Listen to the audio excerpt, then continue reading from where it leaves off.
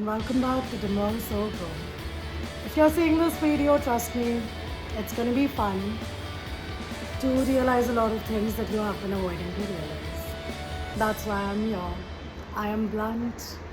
I tell you the truth that you don't want to listen to because clearly that makes you uncomfortable. But you know what? If this is making you uncomfortable, if the truth of life is making you uncomfortable, then there is something that you might have to work on still that you are not ready to work on. You use distractions in order to tune out your realizations. You use distractions to tune out your next version of you because it makes you so uncomfortable. Most of the times I have seen people do this, that when they know something is not going right, when they know that something is clearly wrong, clearly up, you tend to tune out by turning up the volume of everything around you. Be it your worries, be it distractions, be it music, be it movies, be it anything. You don't want to sit with yourself. You choose not to sit with yourself because it is so uncomfortable. You choose to play video games, you choose to listen to music, and a lot of people, it is not to trigger you, but they believe that music suits them, and I'm not denying music definitely suits you. But if you're using that music to soothe yourself from the realizations which is going to take you to your next version, to your next chapter of your life, then that is something that you might not be doing right. You are betraying yourself. You are sabotaging your own happiness for this momentary comfort. If you just feel the uncomfortable feeling for what? A week, 2 weeks, a month? Trust me, that 1 month of feeling uncomfortable is going to take you to that eternal comfortable life that you had been dreaming of. Sometimes we lie to ourselves. We tell ourselves that, just to have that comfort of a person or of a situation, that things will change. This person will change. This environment that I'm in will understand my value, will value me eventually, and it will change. But honestly, it does not. Because everybody likes to think, likes to view their life from their own perspectives, from what they want to see. And when you deny yourself, when you deny your life the chance of your own perspective, you are never going to live the life that you desire. You're going to live the life that others desire for you. And I honestly don't think that's feasible. I don't think that's going to be long lasting.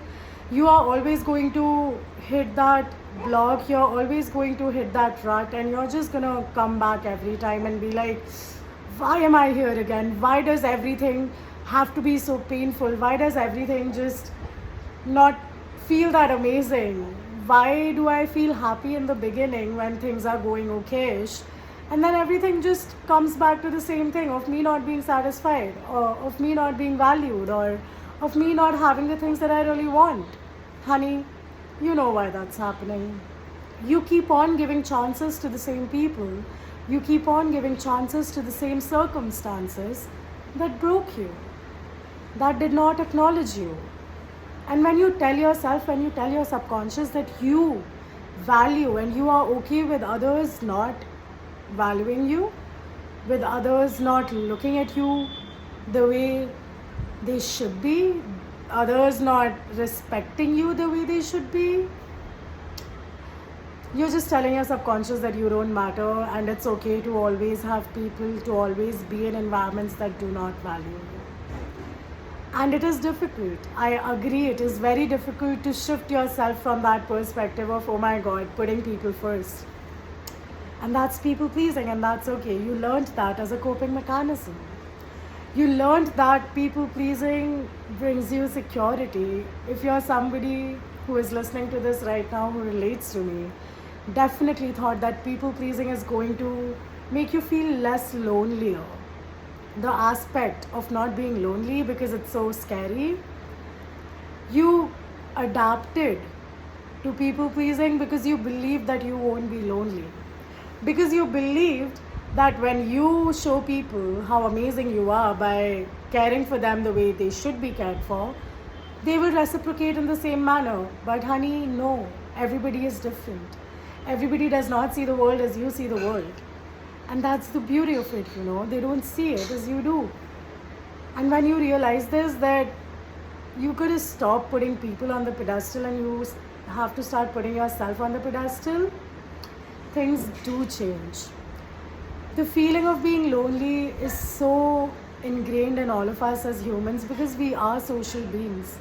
Biologically, we are wired in a way where we seek social attachments, where we seek social connections. But realize this, that even though biologically we are supposed to socially connect with people, we are also organic beings. We are cyclic beings. We cannot always be surrounded by people 24/7. There are times when you will go through this phase of being alone, of being with yourself. And this is the time that teaches you that loneliness is basically the flip side of solitude. Spending time with yourself always sounds so daunting. It's like, what am I going to do? Who am I going to talk to? Nobody is going to care for me. Nobody is going to think about me. Okay, honey, nobody is going to think about you. Are you thinking about yourself? Are you caring for yourself? If you're not doing those things for yourself, then why are you expecting others to do it? I mean, why? You do realize that everything in this world is like a give and take, right? And if you keep on giving and don't receive anything, you will obviously feel lonely. You will obviously feel empty. Even though you're around people, you will be like, I feel empty. But your brain, your ego is going to tell you, you know what? It's okay even if you feel empty, you're around people. And that's what we wanted at the end of the day. Change your values. Realize that, you know what? Spending time with myself is not about loneliness. It's not about not having people around me. It's more about giving myself the time, giving myself the love that I have been seeking out, going out on dates with myself, going out for a movie with myself, listening to podcasts, doing things that I like, doing yoga, meditating, cooking for myself, doing things that I want others to do for me. I do it for myself. When you start seeing that alone time with yourself from a different perspective, it all changes. And I know certain people who are going through a really rough patch in their lives right now, like breakups and divorces. And I sympathize with all of you because for so many years you have been with this one person and you have never been by yourself. So therefore being alone is going to be such a scary idea for you because it is different, it is new.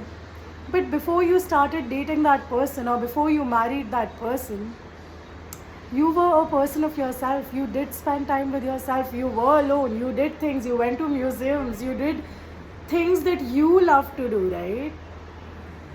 Tap into that version of yourself. Get that version of yourself back.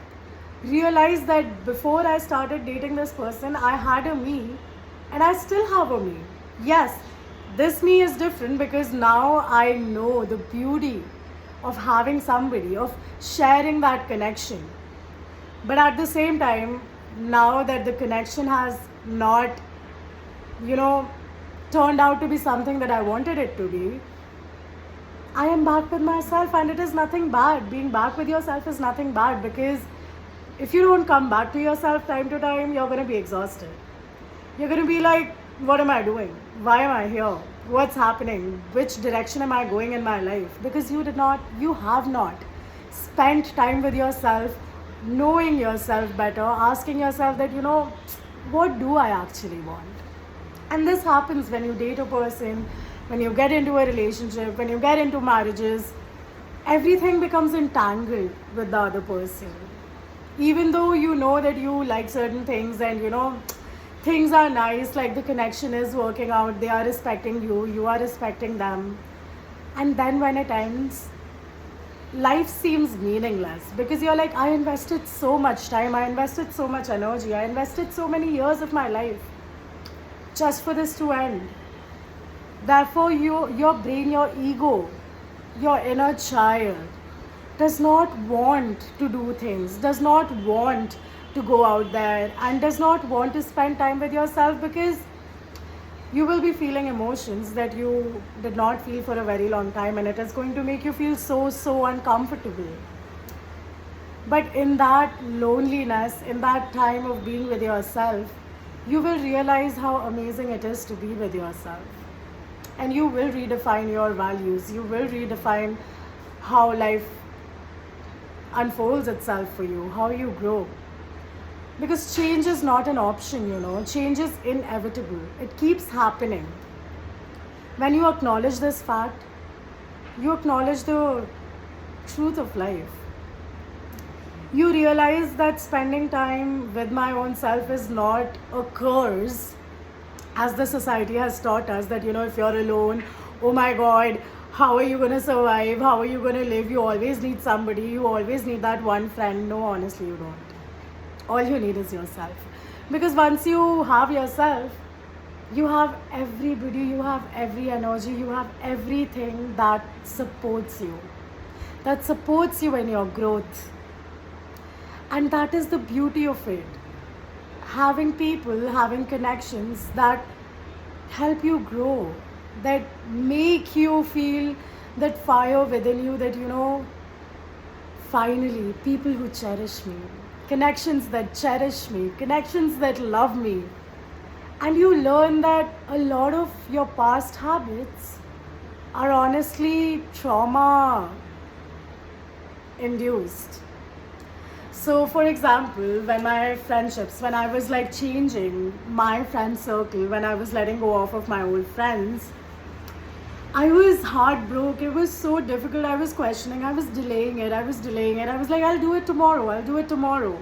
And that tomorrow never was coming, It was never coming. So one day I just woke up and I was like, you know what?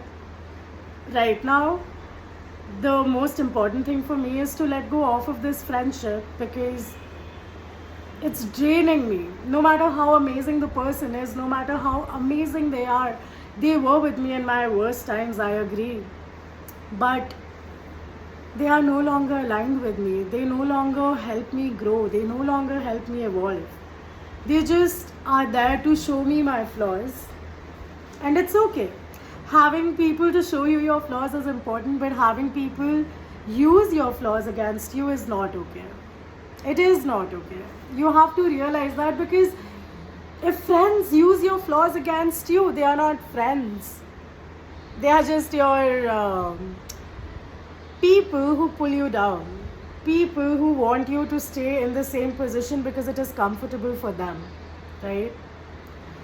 And when you break up, when you let that special person go, it was very difficult for me, at least. I mean, I kept on delaying that breakup. I kept on delaying that letting go of the person, going no contact, because it was not just the love for them, it was also the fear that, I will not find that love again. Nobody will love me the same way. I will lose the person I love so much. But I did not realize that I lost the person way before than the breakup. I had lost the person the moment both of us started feeling that we needed to end this. And it's okay, sometimes you lose them because you are meant for something better and you are meant for your own self. You're supposed to lose them to find yourself in ways that you never thought you would. In ways so magical that it would change your entire perspective and you would be thankful to let that person go. And it is the most difficult decision to ever make, because you've been with that person for so long. They've loved you through your thick and thins. You've loved them through their thick and thins. And when this time comes where you have to let them go, it is very difficult. You keep on delaying, and after that point where you go like, I really need to stop. When you take that step for yourself, it does get ugly. It got ugly for me. I don't know for others, but when I took that step and I was like, we need to stop this. We need to stop seeing each other. We need to take a break. It got really ugly. All the back bitching, all the fights, all the name callings. And somehow I did not feel like doing any of those because I was like, I cherished you for so long. I cherished this bond for so long. And I don't want to end this at a point where I end up name calling you. You might name call me, you might back bitch about me, and that's fine. But I don't want to do that because this bond was that sacred to me. Because this bond actually made me realize how much love I hold within myself and how much love I have to give out, how much love I actually give out. And I'm really grateful. And this did not came in that moment. But yes, in that moment, the thing that hit me was, you know what? It's painful to see where you are right now because I'm no longer there. But I'm happy to see why I took this step because it is the right step. I mean, I would not like to be with a person who name calls me. I would not like to be in a friendship where people end up back bitching about me because that is not really friendship. That is just some kind of effing, I don't know, bro, some kind of effed up connection. But then, yeah, I had my own learnings and it was not easy. And me giving all of these examples to you is because I feel a lot of you out there are going through the same thing. And I feel a lot of you will relate to this, will resonate with this. Even though I've not gotten into the depth of how I dealt with it, it took me 6 to 7 months to actually be fine. I went no contact. I blocked everybody from everywhere, deleted numbers, deleted pictures. And all of these things that I said right now, this list of no contact, of blocking, deleting, it took me 4 to 5 months to actually do this. And it took a lot of time alone to do this. It took a lot of time alone, a lot of hatred, a lot of criticism towards my own self, and finally ending up in a position where I was like, if I can give so much compassion to a person outside who does not care or who does not even see me or love me the way I do to them, how much compassion can I hold for my own self? Who knows how to love? Who knows how to be nice? Who knows how to hold space for others, honestly? I realized my own powers, and it was not an easy journey. It is a very long journey. It takes time, but you have to commit to that. You have to commit to yourself. You have to give yourself that time and that space in order for you to become that version of yourself that you want to be. Give yourself the time, give yourself the space, and trust me, you will become that version of yourself. You will reach this point where you will be like, how did I not love myself? How did I not give myself time? And why was I so scared to be by myself? Like, be by myself. Why, right? It is okay to be by yourself. It is okay to have that pain, to feel that pain, to feel that grief. Because if you don't grieve the version of you that you used to be, if you don't grieve the bonds that you have let go of, how will you grow? How will you become the version that you really want to be? And I'm also sorry for the background noises. I mean, some work is going on. But I really hope this message reaches to all of those people out there who needed this.